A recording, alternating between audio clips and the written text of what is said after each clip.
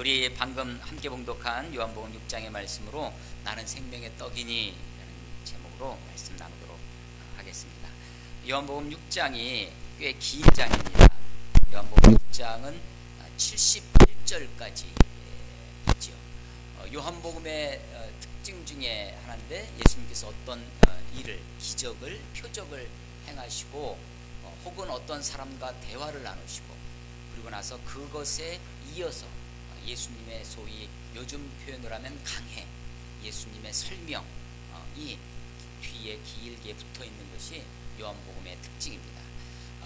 요한복음 3장에 니고데모와의 대화가 있는데 니고데모와의 짧은 대화 만남이 있습니다. 그런데 그 뒷부분에 보면 그것을 발판으로 긴 설명이 있습니다. 4장에도 보면 수가성 물가의 여인과의 만남, 여인과의 대화가 있는데 그 대화 뒷부분에 예수님이 진짜 하시고자 하시는 말씀이 있습니다. 5장에서도 38년 된 병자를 베데스다 연못가에서 고치신 그를 고쳐주신 사건이 있는데 그 사건 앞부분에 있고 뒷부분에 예수님의 설명이 뒤에 붙어있죠.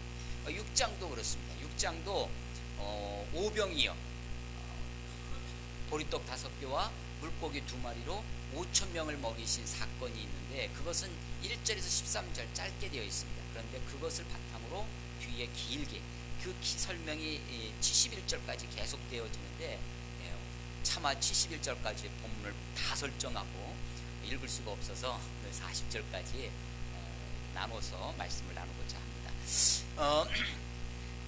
이 요한복음이 여러 그 마태, 마가, 누가, 요한 4복음서 중에 오늘 이 오병이어의 사건은 4복음서에 다 기록이 되어 있는 유일한 기적 사건이다라고 말씀드린 적이 있습니다. 어떤 사건은 마태복음에만, 어떤 사건은 누가에만, 어떤 건 마가에만, 혹은 마태 누가에, 어떤 마가 누가에 이런 식으로 기록이 되어 있습니다. 그런데 이 오병이어의 사건은 이 4복음서, 4복음서에 다 기록되어 있는 유일한 기적 사건입니다. 그런데 다른 마태, 마가, 누가에는 그 사건 중심으로 사건만 이렇게 5,000명을 먹이신 일, 그 일만 기록이 되어 있는데 요한복음은 그것에 대한 설명을 뒤에 예수님이 직접 길게 해놓고 계시다라고 하는 것이죠. 그래서 마태, 마가, 누가 3권은 공간복음서 다 비슷비슷하게 봤다. 공통적으로 봤다. 공통적 관점이 있다. 물론 그것도 이제 좀 더 우리가 깊이 연구해 보면 다 마태는 마태의 특징이, 마가는 마가복음, 누가는 누가의 특징이 다 있죠. 그래도 그것이 그래도 어느 정도의 이렇게 묶을 수 있어서 우리가 공관복음이라고 하고 요한복음은 제4복음서, 영적 복음서라고도 하는 좀 더 특별한, 뭐 다 특별하겠지만 좀 더 다른 그런 관점을 가지고 있는 그런 책입니다. 요한복음의 특징 중에 하나가 예수님이 성경 비유가 없다, 비유가 없는 책이라는 것입니다. 다른 데는 보면 뭐 4가지 밭의 비유, 뭐 이 겨자씨의 비유, 뭐 나물의 비유, 누룩의 비유, 여러 비유가 있는데 요한복음에는 비유가 없다라는 것입니다. 이게 특징 중에 하나죠. 그런데 비유라고 하는 우리 이 국어 시간에 비유법 하면 뭐 지규도 있고 은유도 있고 풍유도 있고 뭐 환유도 있고 뭐 여러 가지 비유법이 있지 않습니까? 그 중에서 A 뭐뭐처럼 뭐뭐 같이 하는 지규법도 있지만 A는 B다라고 하는 은유법이 있습니다. 천국 비유, 다른 마태, 마가, 누가에는 천국, 그러니까 천국이 하나님의 나라, 하나님의 나라를 우리가 볼 수가 없습니다. 하나님의 나라가 여기 있다 저기 있다 하지 말아라. 어떤 공간 개념이 아닙니다. 눈에 손으로 잡히는 것이 아니고 이렇게 만질 수 있는 것이 아닙니다. 그러니까 그 볼 수 없는 하나님의 나라를 우리에게 보여주시도록 이 땅의 물건들, 이 땅의 어떤 것으로 예수님께서 대신 보여주신 것, 그것이 천국 비유입니다. 그래서 이제 마태, 마가, 누가에는 그런 비유들이 많이 있죠. 그런데 요한복음에는 그런 비유가 없다는 것입니다. 다만 요한복음에는 특별한 비유가 있습니다. 그게 뭐냐면 예수님의 자기 비유라는 것이 있어요.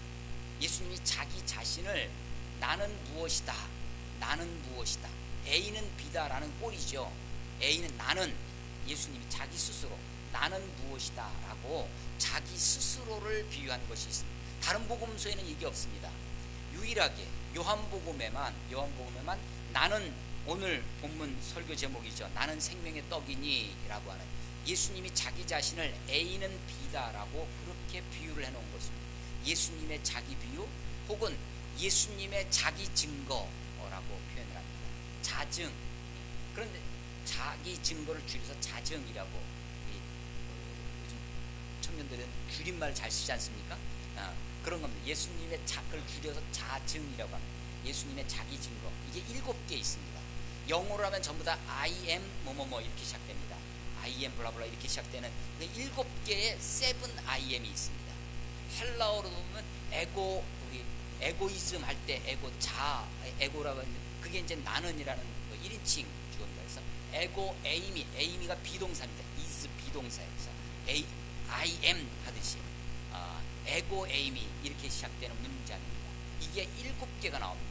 오늘 첫 번째가 나오는데 나는 생명의 떡이니, 8장 12절에는 나는 세상의 빛이니, 소경의 눈을 뜨게 해주시고, 그 사건을 나는 양의 문이, 10장 7절에 나는, 10장 11절에 나는 선한 목자라, 11장 25절에 보면 나는 부활이요 생명이니, 14장 6절에는 나는 곧 길이요 진리요 생명이니, 15장 1절에는 나는 참 포도나무요.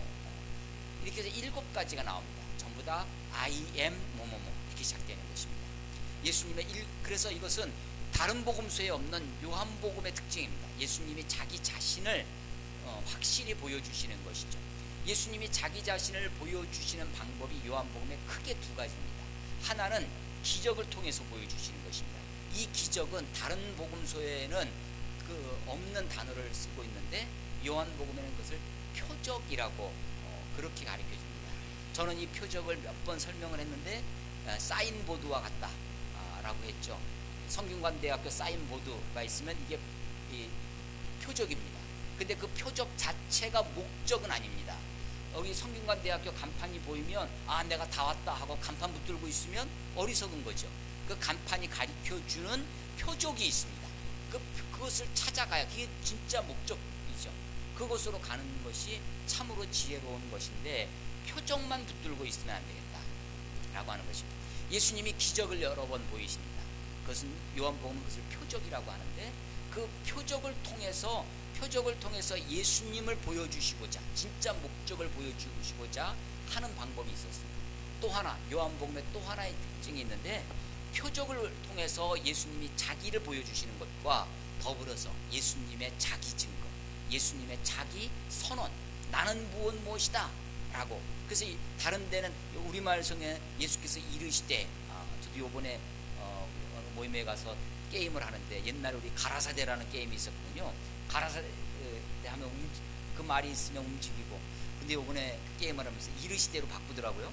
그러고 보니까 다 이르시대로 돼 있어요. 아무 생각 없이 읽다가 이 개역 개정판으로 하면서 이르시대로, 예수님이 이르시되 했단 말이에요. 나는 생명의 떡이니라고 이르시되라고 되어 있지만 영어 성경을 읽어보시면 그냥 예수님께서 말씀하셨다라는 뜻이 아니라 예수님이 declare, 예수님이 선언하셨다라는 것입니다. 그러니까 예수님의 자기 증거, 이것은 예수님의 자기 선언이에요. 자기를 선언하는 것입니다. 그런데 학자들은 이 문구, 나는 무엇이다 라고 하는 이 문구는 마치 출애굽기 3장 14절에 있던 모세가 예수님과 하나님에게 당신의 이름이 무엇입니까? 라고 물어볼 때 하나님이, 여호와 하나님이, 야훼 하나님이 자기 자신을 소개해주는 하나님의 자기 이름, 그 나는 스스로 있는 자니라, I am who I am, 나는 무엇이다 라고 하는 그 문구와 히브리 문구와 이 헬라어 문구가 동일한 그런 문구다,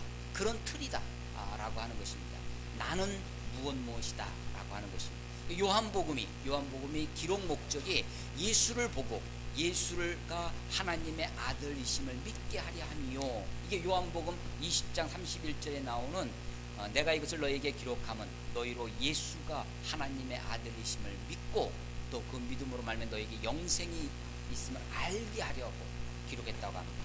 예수님이 하나님이신 것을 알아야 된다고 하는 것이죠. 그래서 출애굽기에 나는 스스로 있는 자니라 라는 거와 동일한 무게가 있는 그런 아주 준엄한 그런 말씀의 문구가 바로 나는 무엇이다 라고 하는 것입니다. 나는 생명의 떡이니, 예수님이 떡은 아니죠. 예수님이 떡은 아니, 이건 비유일 뿐입니다. 비유일 뿐. 요즘 제가 신천지라고 하는 이단을 공부하느라고 비유법, 비유풀이에 대해서 많이 이렇게 신천지의 그 중에 요한복음 6장에 나와 있는 이 오병이어의 사건도 오병 보리떡 5개와 물고기 2마리, 물고기 2마리, 우리는 이것을 역사적 사건으로 실제로 우리는 믿습니다. 그런데 이것도 다 비유로 풀어요. 비유로 풉니다. 어떻게 했냐? 물고기는 사람 낚는 어부, 누가복음 5장이라든지 이런 데 보면 제자들을 부르실 때 내가 너희를 사람 낚는 어부로 부르셨다는 거죠. 사람 낚는 어부. 그때 사람이 물고기 낚는, 그래서 물고기가 사람이다 라고. 물고기는 사람. 이게 단어를 어떤 뜻과 일치를 시키고 그것을 그대로 다른 데도 다 물고기만 나오면 다 사람이라는 거예요. 물고기 2마리가 있죠. 2증인이라는 것입니다. 요한계시록의 2감람나무, 2증인이라고 하는 것입니다. 그래서 그렇게 단어를 그렇게 비유로 풀고 그렇게 A는 뭐다 그렇게 공식화합니다.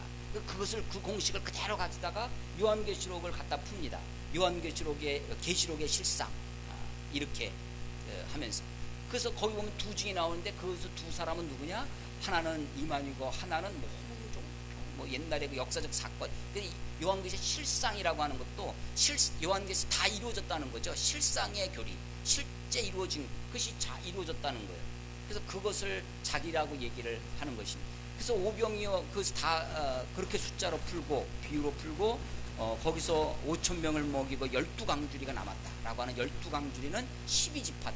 그래서 이 신천지에 있는 교회들이 전부 다 12지파로 이렇게 묶어져 있는데 그 12지파 안에 들어와야 된다. 그 들어오는 숫자는 14만 4천 명이다. 이렇게 이제 이런 식으로 푸는 것입니다. 물론 성경에 비유가 있지만 성경의 모든 말씀이 비유는 아닙니다. 어떤 것은 사건도 있고, 어떤 건 역사도 있고, 어떤 건 편지도 있고, 어떤 것은 모든 것을 비유로 풀 수는 없는 것이죠. 그리고 비유도 그 비유는 그 말씀에서만 이해를 하고 그 말씀에서만 해석이 돼야 됩니다. 거기서 푸른 답을 모든 성경에 다 갖다 대입하는 것은 그것은 어리석은 것이죠. 그 말씀 요한복음은 요한복음대로 완전한 책이고 마태복음은 마태복음으로 완전한 책입니다. 창세기는 창세기대로, 창세기에 있는 그것을 뭐 새만 나오면 전부 다 영이고 떡만 나오면 다 말씀이고, 떡도 여러 가지 떡이 있는데 다른 떡이고, 그래서 그 본문에 따라서 문맥에 따라서 성경을 이해하고 성경을 해석해야 된다고 하는 것이죠. 성경대로 한다는 것은 굉장히 중요한 기준이고 가치입니다. 그런데 성경대로 한다고 해도 우리에게 남는 숙제가 있어요. 우리들의 몫이 있는데 우리가 성경을 어떻게 해석할 것이냐라고 하는 것이죠. 성경 해석은 첫째는 어떻게 해석해야 되냐면 문자적 해석입니다. 우리가 성경을 우리에게 주신 이유는 뭐냐면 읽으라고 주신 거죠. 읽으라고 주신 거예요. 그러니까 우리가 이 성경을 읽어야 됩니다. 읽으려면 문자를 알아야 되죠. 하나님이 우리들에게 성경을 주시는데 하나님이 우리들에게 이것을 계시의 책이라고 합니다. 계시라는 것은 열어주셨다는 것입니다. 닫혀진 책이 아니에요. 믿음의 눈으로 보면 우리에게 열려있는 책이 계시의 책입니다. 읽으면 알 수 있도록 해놓은 책입니다. 성경이 물론 어떤 부분은 아직도 봉함되어 있는 책이 있습니다. 그러나 성경의 모든 것이 봉함되어 있는, 닫혀져 있는 책은 아닙니다. 성경을 펼치시고 열심히 읽어야 되죠. 이 성경 말씀을 문자적으로 읽어야 됩니다. 그래서 우리가 성경 읽을 때 단어 사전도 보고 다른 어휘도 보고 하는 것이죠. 첫째는 문자적으로 성경을 해석해야 되고, 두 번째는 문맥적으로 읽어야 됩니다. 앞뒤 문맥으로. 그러니까 문맥을 생각하지 않고 어떤 문자 단어 하나만 해석을 하면 오류를 범할 수 있다라고 하는 것입니다. 앞뒤 문맥으로 하는 것이죠. 제가 이제 제 실제 경험 중에 하나가 있습니다. 제가 중고등학교 중학교 때부터 교회를 다녔는데 열심히 했죠. 교회 열심히 하는 게 누가 시켜서 하는 게 아니라 이게요 다 재밌어요. 교회에서 하는 거는 뭘 해도 재밌어요. 뭐 방과 후에 지금 있는 것처럼 탁구대가 교회에 하나 있었는데 방과 후에 늘 집에 가기 전에 참새가 방앗간 들리듯 교회 가서 탁구 치고 뭐 하여간 교회에서 하는 건 다 재밌어요. 뭐든지 다 열심히 하는 거죠. 그러다 보니까 이제 이 중고등부 임원이 됩니다.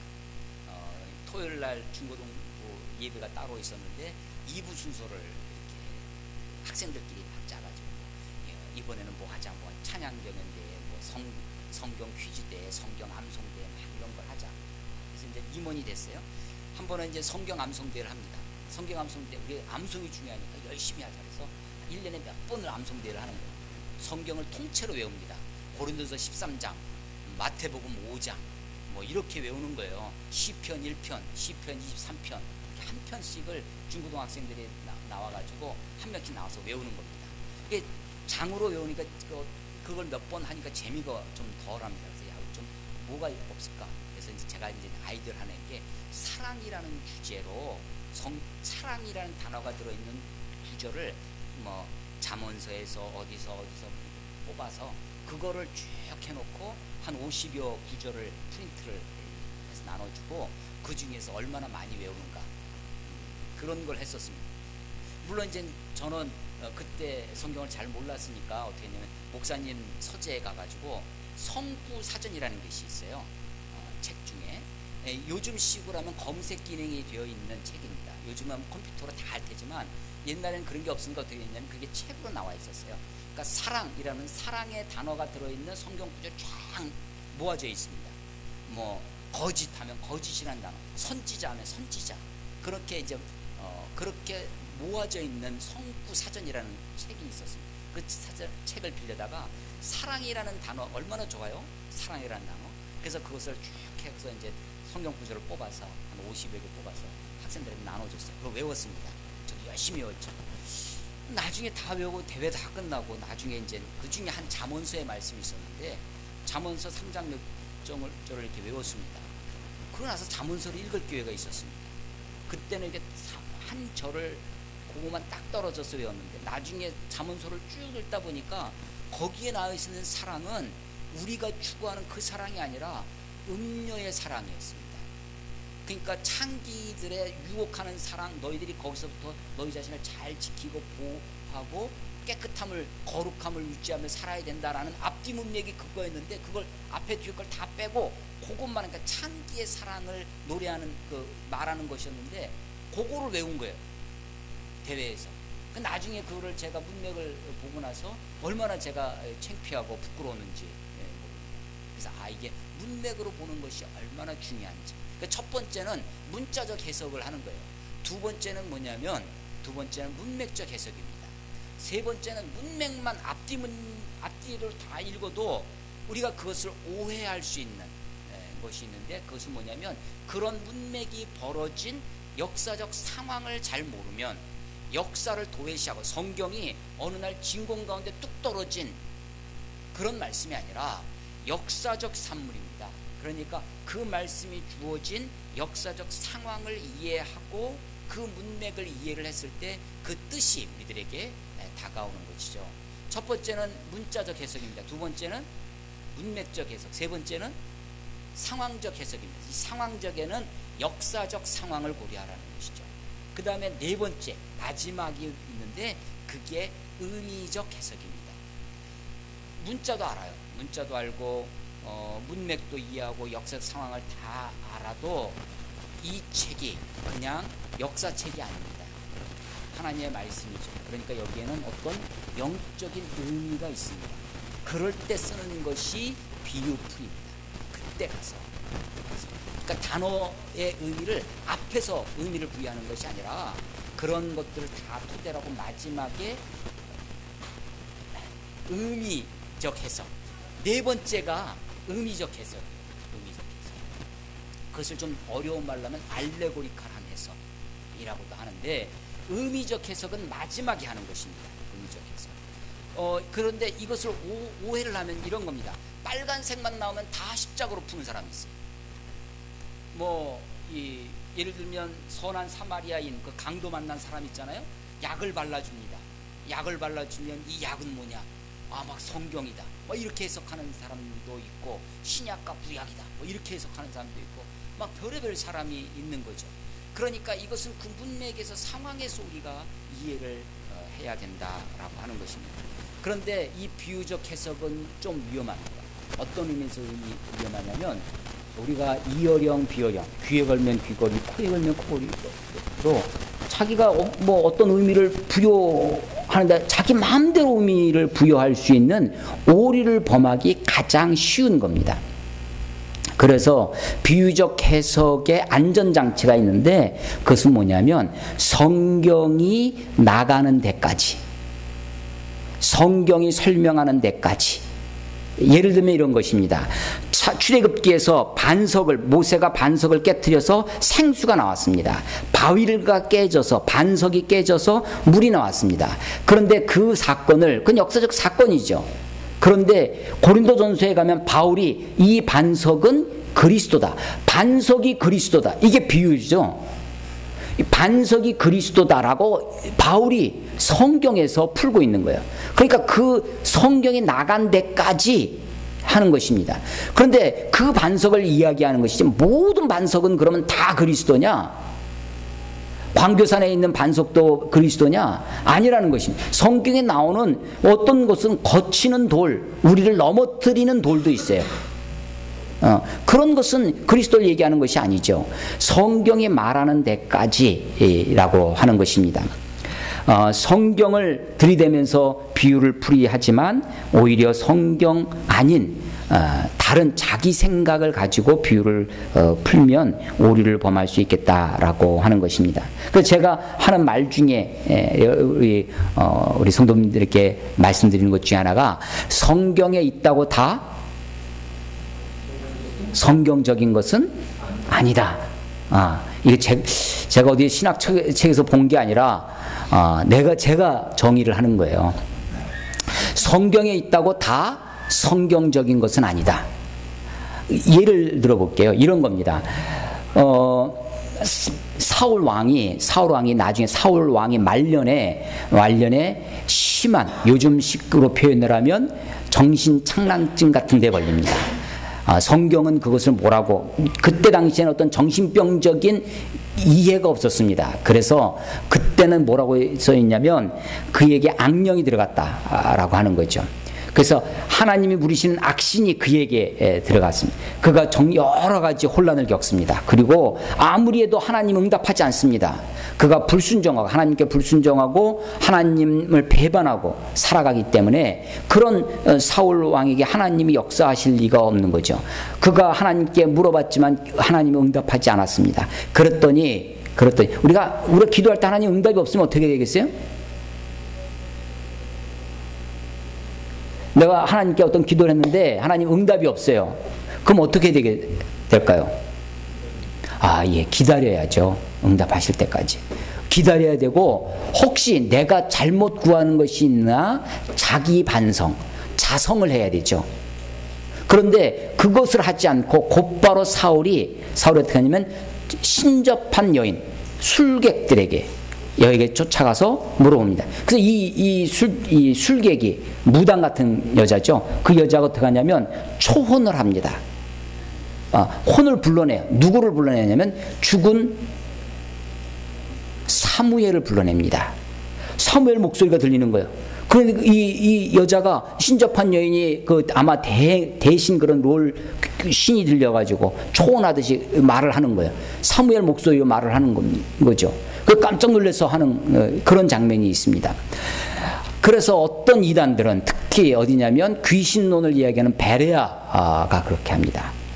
귀신을 쫓아내는 그것을 우리는 쫓을 축자를 써서 축사한다고 해요. 우리 여기도 보면 예수님이 오병이어 떡을 가지고 축사하시고, 그것은 하나님이 축원했다고 하는 것이고 기도했다는 축사고, 귀신을 쫓아내는 것도 축사한다고 하죠. 귀신 사자를 써서 축사할 때 너는 누구냐 하고 귀신한테 막 합니다. 그러면 귀신이 자기 정체를 드러낸다는 거야. 난 뭐다. 그 귀신이 마치 초혼하듯이 불러냅니다. 주로 그때 나오는 것이 뭐냐면, 나와 인간관계가 아주 나라에게 상처를 줬던 그런 인간관계가 나옵니다. 주로 시어머니가 나와요. 이게 참, 나는 네 시험이다 뭐 하면서 나오고, 나는 막 그렇게 많이 나옵니다. 나를 억눌렀던, 나에게 상처를 줬던 그런 아버지도 나오고. 왜냐면요, 내가 모르는 옆집 아저씨가 나오는 게 아닙니다. 주로 나에게 상처를 주는 사람은 나와 가까이 있는 사람이에요. 그래서 가족이 가장 사랑하는 사람이지만 가장 상처를 주는 사람일 수 있습니다. 그래서 초혼을 합니다. 그래서 우리가 그런 것은 비성경적이고, 그런 것은 귀신론을 주장하는 너희가 귀신이다, 이렇게 해서 우리가 이단으로 정죄를 하는데, 거기서는 그게 성경적이다라는 거 봐라 하면서 이 사울이 이렇게 하지 않았느냐. 그것은 그 뒤에 앞뒤 문맥, 또 다른 성경을 보면 그렇게 하지 말라는 거죠. 그렇게 신접한 여인을 하면 돌로 쳐 죽여라 라고 하는 것이 신명기의 가르침입니다. 그러니까 성경에 있다고 다 성경적인 것은 아니다. 성경에 있어도 그 말씀이 다른 성경에 빗대어서, 다른 성경에 견주어서 그것이 오류가 없이 해석되어져야 되겠다라고 하는 것입니다. 그래서 성경이 오묘한 신비한 책인데, 요한복음은 요한복음대로, 마태복음은 마태복음대로 각각이 완전한 책이면서 동시에 이 책이 66권 모든 책이 서로 한 권의 책으로 우리들에게 다가오고 우리들에게 말씀하여 주시는 것이다 라고 하는 것입니다. 오병이어의 사건이 있었습니다. 5,000명을 먹이신, 우리는 이것을 역사적 사실로 믿고 있습니다. 그리고 이 사건을 통해서 예수님이 우리들에게 보여주시고자 하시는 것이 있었다는 것입니다. 제자들이, 그 당시의 사람들이 예수님의 이 오병이어를 놓고 드디어 우리들에게 말씀하셨던, 구약에 말씀하셨던 신명기 18장에 있었던 나와 같은 선지자라고 모세가 얘기했던, 모세는 너무나 놀라운 그런 신적인, 다른 사람들이 모세를 신으로 모실 만한 그런 어떤 놀라운 기적의 사람이었습니다. 홍해를 가르고 10가지 재앙을, 반석을 쳐서 물이 나오게 하고 만나로 먹이고 하는 놀라운 일이었죠.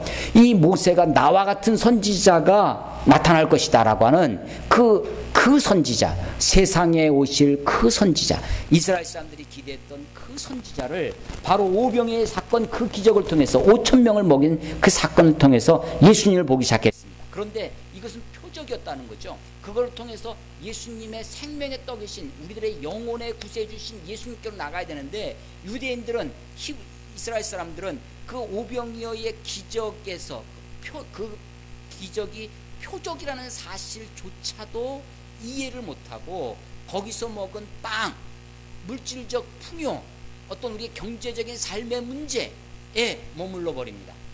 그래서 오늘도 예수님을 찾아서 배를 타고 막 오는 이 사람들에게 26절에 보면, 너희가 나를 찾는 것은 표적을 본 까닭이 아니요 떡을 먹고 배부른 까닭이로다. 이것이 얼마나 후퇴된 것인지 알 수 없습니다. 4장에 가면, 4장에 보면 수가성 우물가의 여인과의 대화 속에서 예수님이, 너희는 표적과 기사를 보지 못하면 도무지 나를 믿지 아니하리라. 표적을 보지 못하면, 그래서 표적을 구한다는 거예요. 고린도전서 1장에 보면 유대인은 표적을 구하나 이렇게 되어 있습니다. 근데 정작 표적이 있으면 사람들은 그 표적이 가리키는 바, 그 목적을 보지 못하고 표적이 나타내는 어떤 현상, 표적이 가지고 있는 어떤 눈에 보이는 가시적인 것에 머무르게 됩니다. 기독교가 그렇습니다. 우리 현대 기독교, 우리 한국 기독교가 이런 우를 범합니다. 우리 한국 기독교도 전래된 지, 기독교가 우리 선교되어진 지 이제 100여 년이, 100몇십 년이 지났습니다. 그러다 보니까 하나님이 우리 한국 교회한테 많은 부흥의 기회를 주셨습니다. 그 중에 여러 기적도 있고 이런 것도 있을 수 있죠. 지금 마치 선교지에 가면 그런 소식을 우리가 듣는 거와 마찬가지입니다. 그런데 사람들이 그래서 기독교에, 또 교회에 많이 오게 됐습니다. 그런데 교회에 온 그들이, 교회에 몰려온 많은 사람들이 이제 교회의 메시지 중에 복음의 진리이신 예수 그리스도께로 나아가지 못하고 오히려 여기서 물질적 풍요를 얘기하는, 예수 믿으면 복 받는다, 예수 믿으면 경제적으로 풍요를 누린다, 예수 믿으면 성공하고 출세하고, 예수 믿으면 사회적으로, 그래서 그런 어떤 경제적 풍요와 물질적인 그런 그런 눈에 보이는 가시적인 복에 머무르게 됐습니다. 그래서 기독교가 어떻게 전락을 하냐면 기복적 신앙. 이거 기복이라는 것은요, 복을 구한다, 기도한다라는 기복입니다. 제가 전에 이 기복적이라는 단어를 쓰니까 이 어떤 분이 나중에 다 듣고 나서 이제 저한테 묻는 거예요. 도대체 이해가 안 된다는 거예요. 제 설명이 설교. 왜 그러냐 그랬더니 어떻게 이게 그분은 기복을, 이 기복 있잖아요, 이렇게 솟았다 내렸다, 이 기복으로 이해를 한 일본에서 오래 생활하다 오신 분이었는데 그렇게 이해를 하시고는, 그러니까 아무리 해도 이해가 안 되는 거죠. 우리가 기복적 신앙을 경계한다 했을 때 그 기복은 복을 구하는 것입니다. 물론 성경이 복을 말씀하십니다. 예수님이 팔복을 말씀하시죠. 창세기 1장에도 하나님이 사람을 창조하시고 복을 주셨습니다. 요한계시록에도 7가지 복이 설명되어 있습니다. 그런데 성경에서 가리키는 복은 그런 복이 아닙니다. 눈에 보이는 물질적인 복, 가시적인 복, 그런 경제적인 복, 현세적인 복이 아니라 예수님께서 마태복음 5장에 말씀하신 것처럼 심령이 가난한 자가 복을 받는 것입니다. 애통하는 자가, 긍휼히 여기는 자가, 의를 인하여 핍박을 받는 자가, 나 때문에 나를 인하여 너희를 욕하고 너희를 핍박할 때 너희에게 복이 있나니. 이것은 사실은 구약에도 동일합니다. 시편 1편에 복 있는 자는, 복 있는 사람이 어떤 사람이냐면 죄인의 길에 서지 아니하고 악인의 꾀를 꼬하지 아니하고 오직 여호와의 율법을 즐거워하고 그것을 주야로 묵상하는 자가, 그게 복 있는 자다라고 하는 것이죠. 복은 복이지만 세상이 이야기하는 그런 기복적인 신앙 복이 아닙니다. 자, 이 오병이의 사건에서 표적을 보여주셨어요. 기적을 그 표적은, 이 표적을 통해서 표적이 지향하는 바 목적인 신앙의 궁극적인 대상인 예수 그리스도를 봐야 되는데, 그거보다 한 단계 더 전락해서 물질적 풍요라고 말할 수 있는 떡, 먹고 배부른 것, 그것에 머무릅니다. 26절에 너희가 나를 찾는 것은 표적을 본 까닭이 아니요 떡을 먹고 배부른 까닭이로다 라고 하시면서 예수님이 그들에게, 그 무리들에게 이렇게 요청하십니다.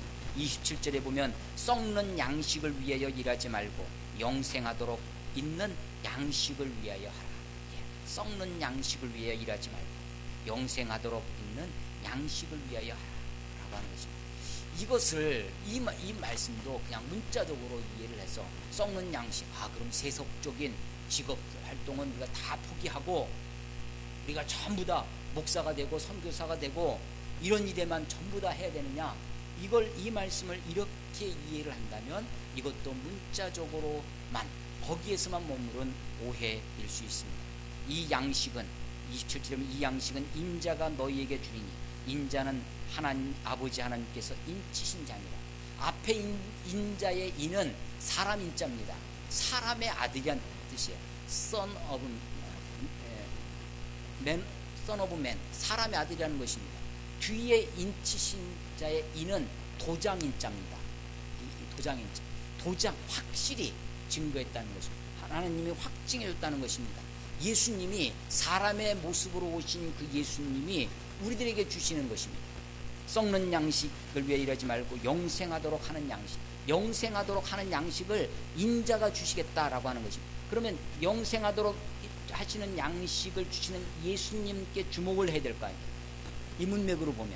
그런데 이 말을 들은 이 무리들은 곧바로 앞에 있는 썩는 양식을 위해 일하지 말고 라는 거기에 주목합니다. 이게 어디에 방점이 찍히느냐에 따라서 이게 이 답이 달라지는 것입니다.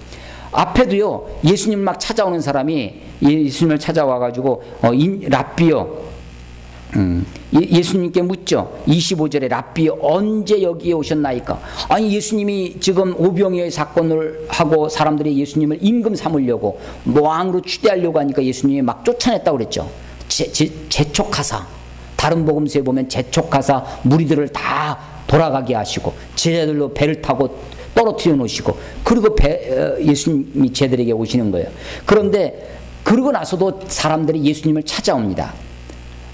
막 찾아오는 거예요. 그래서 배를 타고 건너편에 가버나움에서 예수님을 찾아와요. 딱 찾아와서 하는 얘기가, 선생님 언제 여기 오셨습니까? 라고 물어요. 근데 예수님 뭐라고 대답하냐면 너희가 나를 찾는 것은 표적을 본 까닭이 아니요 떡을 먹고 배부른 까닭이라. 무슨 얘기냐면 핀트가 다릅니다. 포인트가 달라요. 무리들은 언제 오셨습니까? 라고 묻고 있는데 예수님은 너희가 왜 나를 찾았느냐?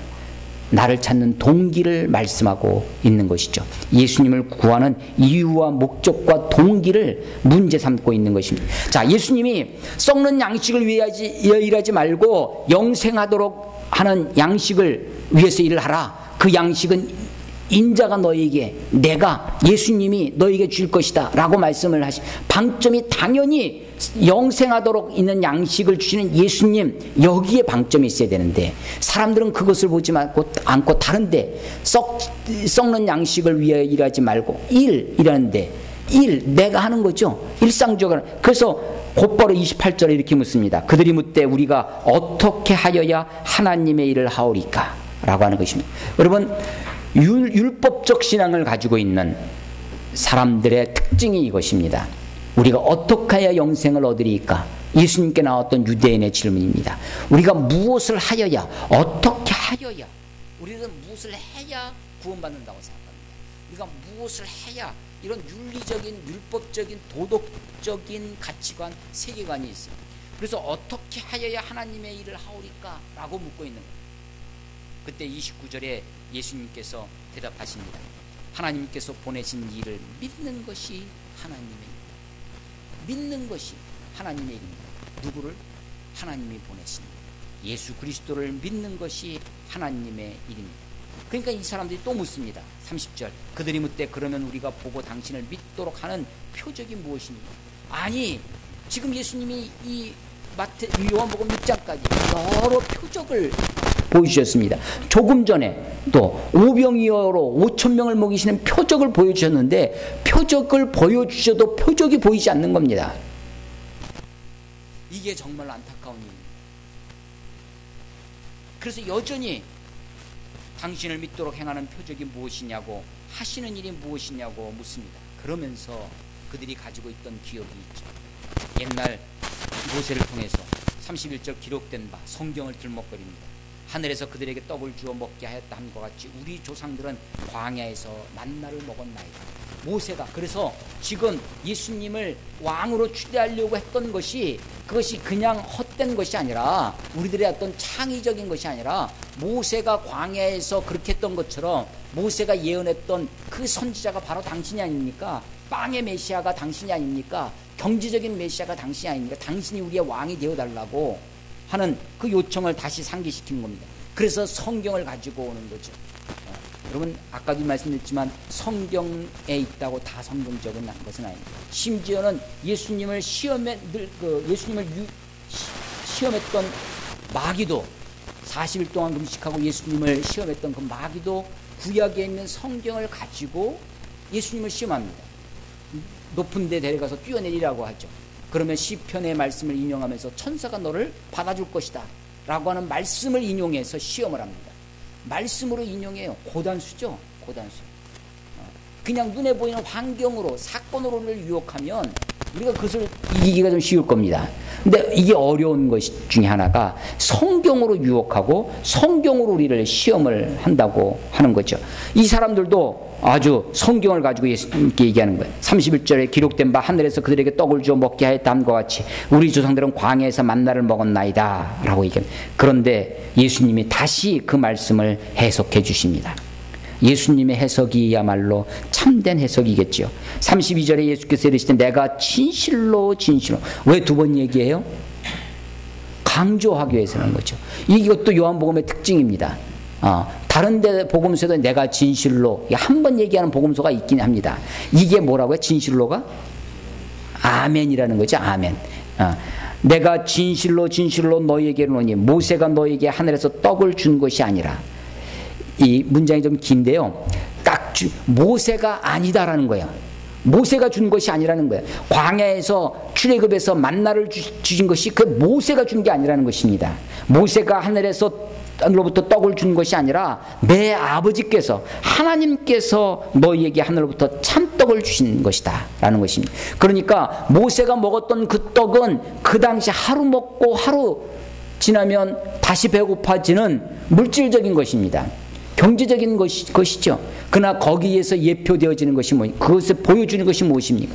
출애굽기 16장에 만나 사건이 있습니다. 근데 신명기 8장에 가면 그것을 모세도 해석을 해놓고 있어요.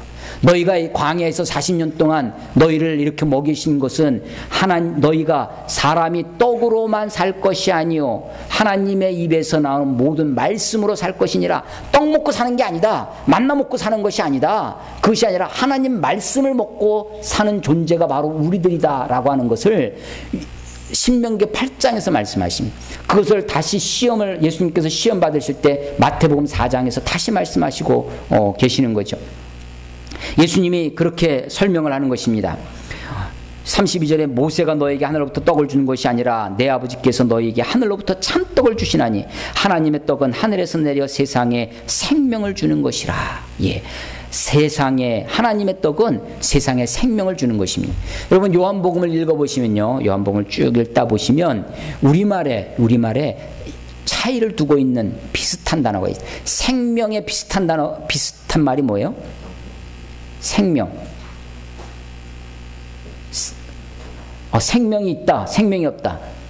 뭐가 있다, 뭐가 없다. 비슷한 말. 목숨이죠, 목숨. 생명과 목숨이라는 단어가 비슷한 단어이지만 다른 단어입니다. 헬라어도 좀 다르게 쓰여져 있는데 이게 나중에 요한복음 10장에 보면 나는 너희들에게 생명을 주러 왔노라. 양을 위하여 양에게 생명을 주러 왔노라 하시면서 나는 너희들 위하여 목숨을 버리노라. 예수님이 버리신 것은 뭐냐면 목숨을 버리셨어요. 십자가에 죽으신 것, 그것은 목숨을 버리신 거예요. 그것은 어떤 생명이냐면 육체적 생명을 얘기하는 것이죠. 그런데 우리에게 주시고자 하시는 것은 생명입니다. 예수님의 생명은 우리들에게 생명이 오면 그것은 영생입니다.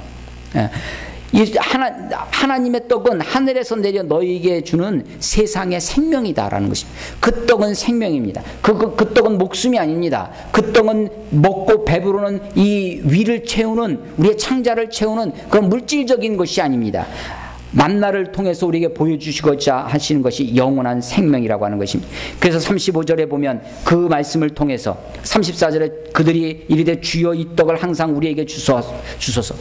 예수님이 그렇게 설명하니까 이 사람들이 곧바로 주여 이 떡을 어떻게? 항상 우리에게, 항상. 왜 그랬을까요? 왜 이 단어를 강조했을까요? 이 떡을 항상 우리에게, 조금 전에 지금 22절에 이튿날 그랬잖아요. 바로 전날 무슨 일이 있었어요? 벳세다 광야에서 오병이어의 사건이 있었습니다. 아니 어제만 먹은 것이 아니라 오늘도 항상 지금부터 계속해서 from now on입니다. 지금부터 계속해서 이 떡을 먹게 해달라. 이것은 마치 요한복음 4장의 수가성 여인과의 대화에서 여인이 내가 너에게 예수님 물 좀 달라 그랬더니 어떻게 유대인인 당신이 나에게 사마리아 여인이 나에게 물을 달라 하니까 예수님이 네가 물 좀 달라 하는 내가 누군지 알았으면 그리고 하나님이 주는 선물이 무엇인지 알았으면 네가 나에게 구했을 것이다. 나를 먹는 자는 영생하도록 수산한 물이 샘물이 되리라. 이렇게 말씀. 그래요 주님? 그러면 나에게 그 물을 항상 있게 해서 내가 다시는 물길로 오지 않게 해달라고. 이 여인은 어떤 물입니까? 아직도 여전히 우리의 목을 적시는, 우리의 배를 채우는 그 물, 우물가의 그 물을. 예수님은 어떤 물이에요? 영원히 솟아나는 생수, 영원한 생명의 물, 영혼의 물을 얘기하시는데 여자는 눈에 보이는 마시는 물을 얘기하는 것입니다. 이 사람들도 마찬가지입니다. 예수님은 하늘에서 내려오는 영원한 생명의 떡, 자기 자신, 예수님 자신을 얘기하고 있는데 이 사람들은 주여 이 떡을 항상 우리에게 주소서라고 얘기합니다. 그러니까 예수님이 다시 정확하게 얘기합니다. 35절에 선언하십니다.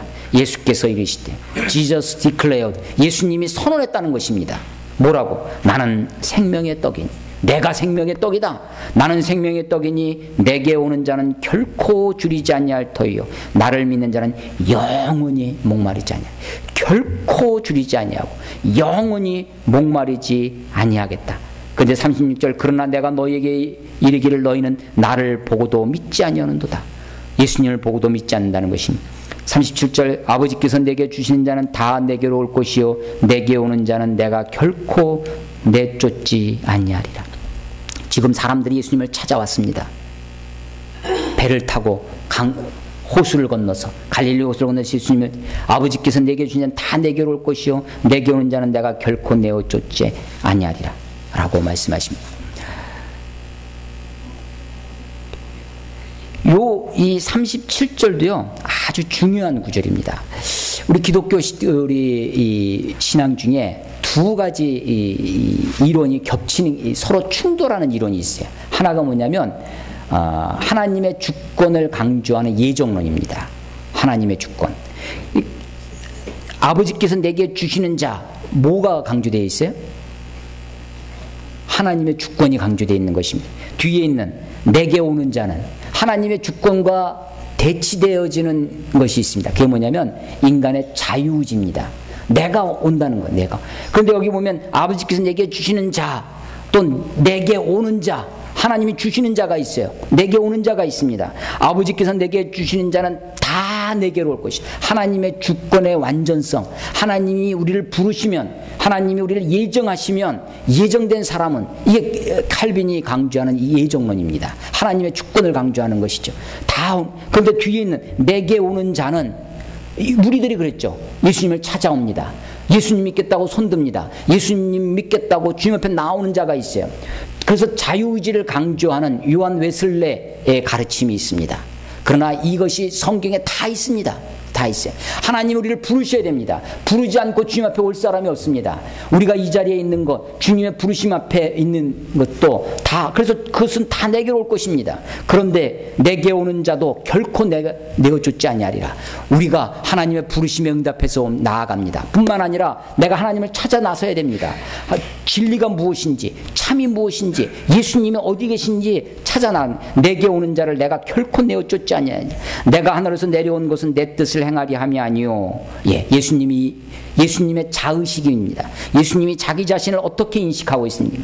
자기는 요셉의 아들이 아니라는 것입니다. 요셉과 마리아의 인간 그렇게 자기를 이해하는 것이 아닙니다. 나사렛 예수로 이해를 하는 것이 아닙니다.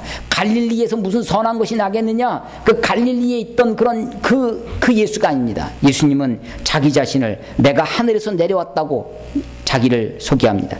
내가 하늘에서 내려온 것은 내 뜻을 행하리 하면요 나를 보내신 이의 뜻을 행하리 함이니라. 나를 보내신 이의 뜻은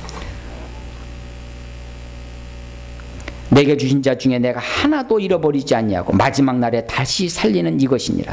내 아버지의 뜻은 아들을 보고 예수를 보고 믿는 자마다 영생을 얻는 이것이니 마지막 날에 39절 40절에 계속해서 마지막 날이 반복되어집니다. 내가 이를 다시 살리니 마지막 날에 살리는 것도 예수님입니다.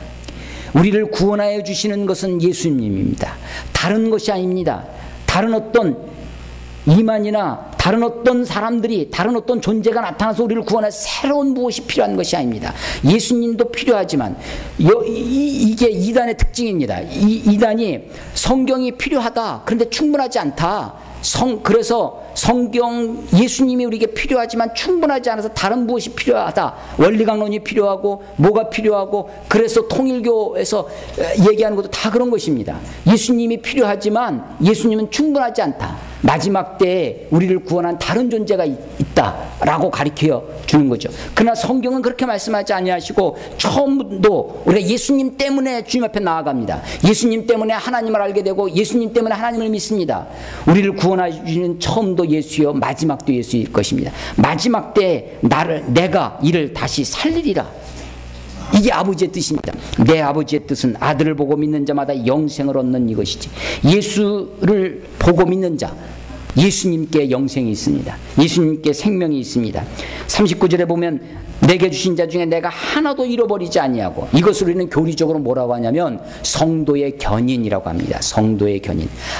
성도가 되면, 한 번 믿으면 우리는 그것을 표어로 쉽게 뭐라면 한 번 구원, 영원 구원, 이렇게 많이들 말씀하십니다. 한 번 예수님을 믿으면, 한 번 주의 제자가 되면, 성도가 되면 하나님이 잃어버리지 아니하고, 내게 주신 자를 내가 하나도 잃어버리지 아니하고 마지막 날에 다시 살리는 이것이라. 이게 하나님이 내게 주신 일이라는 것입니다. 하나님의 뜻이라는 것입니다. 내 아버지의 뜻은 아들을 보고 믿는 자마다 영생을 얻는 이것이니 마지막 날에 내가 이를 다시 살리리라 하시니라. 예. 예수님이 오병이어라고 하는 그 사건, 그 기적보다 사실은 그것은 1절부터 13절까지 설명되어 있습니다. 그것을 설명하는 해설이 더 깁니다. 훨씬 길어요. 아직 제가 다 하지도 못했어요. 71절까지 있습니다. 어쩌면 진리는 그렇게 간단한 것이 아닙니다. A는 뭐다라고 야 이런 게 있다. 여러분 해 아래 새 것이 없습니다. 진리가 그렇게 쉽지 않습니다. 아니 인생도 복잡합니다. 여러분 아직도 가야 할 길이라고 하는 아주 유명한 책이 있는데 그 책의 논지를 읽어보시면 그 책에 논지가 뭐냐면 그 심리학자가 쓴 거죠. 근데 우리 인간이 기본적으로는 인간이 복잡하다는 것입니다. 단순하지 않다는 것입니다. 그것을 단순화하고 정형화해서 요거다라고 말하는 것은 대부분 오류가 있습니다. 또 대부분 나에게만 구원이 있다, 이것만이 진리다라고 말하는 사람은 지극히 어리석은 사람이고 지극히 이단이 될 가능성이 많습니다. 심지어는요, 말씀 보존학회라는 것이 있어요. 혹시 들어보셨나요? 말씀 보존학회. 거기는 성경 번역본 중에 성경이 원본을 번역을 하잖아요. 성경 번역을 하는데 영어 성경 중에 킹 제임스 버전이라고 소위 KV로 약자를 많이 KJ 킹 제임스 영국의 제임스 왕이 16세기 17세기에 이렇게 번역을 시킨 겁니다. 그 사람이 왕이 직접 번역한 것이 아니라 밑에 있는 학자들을 시켜서 번역을 했는데 킹 제임스 번역 그것이 성경의 유일한 오류가 없는 성경이다. 특히 NIV라든지 뭐 이런 것은 다 사탄이 번역한 것이다 라고 하면서 킹 제임스 버전만을 그것만 성경이고 다른 것은 다 사탄의 오역이다 라고 그렇게 가리킵니다. 그래서 킹 제임스만 그것만을 보존해야 된다. 말씀 보존 학회라고 하는 그런 단체가 있습니다. 물론 그 사람들이 이해하는 것이 다 틀린 것은 아니에요. 맞는 말도 있죠. 성경 번역하면 번역상의 오류가 있을 수 있으니까. 그렇지만 그 책만 이렇게 이것만 이야기하는 것은 극히 위험한 가르침입니다. 예수님이 내게 보시는 자 중에 하나도 잃어버리지 않냐고 마지막 날에 다시 살리는 이것이 하나님의 뜻입니다. 하나님 우리들을 구원하여 줄 것입니다. 성도의 견인이라고 했죠. 여러분의 구원의 안전성이 있습니다. 이것이 아버지의 뜻입니다. 내 아버지의 뜻은 아들을 보고 믿는 자마다 예수님을 보고 믿는 자마다 영생을 얻는 이것이니 마지막 날에 내가 이를 다시 살리리라. 예수님의 약속입니다. 예수님의 선언입니다. 이 예수님을 믿으십시오. 이 예수님이 나를 구원하여 주신 나에게 구원의 확신, 지금 나에게 구원의 확신을 주시는 주님이 마지막 때에 나를 다시 살리실 것입니다. 우리가 이 땅에서 보여지는 물질적이고 가시적인 것, 이것이 우리들의 구원의 표식이 아닙니다. 세상에서는 비록 우리가 실패할 수도 있습니다. 혹은 어떤 어려움과 고난과 환난 중에 있을 수도 있습니다. 그러나 그것이 우리들의 믿음의 징표가 아닙니다. 주님의 구원의 표적은 하늘에서 내려온 떡, 내가 생명의 떡이니 예수님이 생명의 떡입니다. 생명의 떡을 어떻게 되게 되겠어요? 먹어야 되겠죠. 먹어야 되겠죠. 예수님의 생명의 떡을 먹는 법 다음 주에 말씀드리도록 하겠습니다. 기도하겠습니다.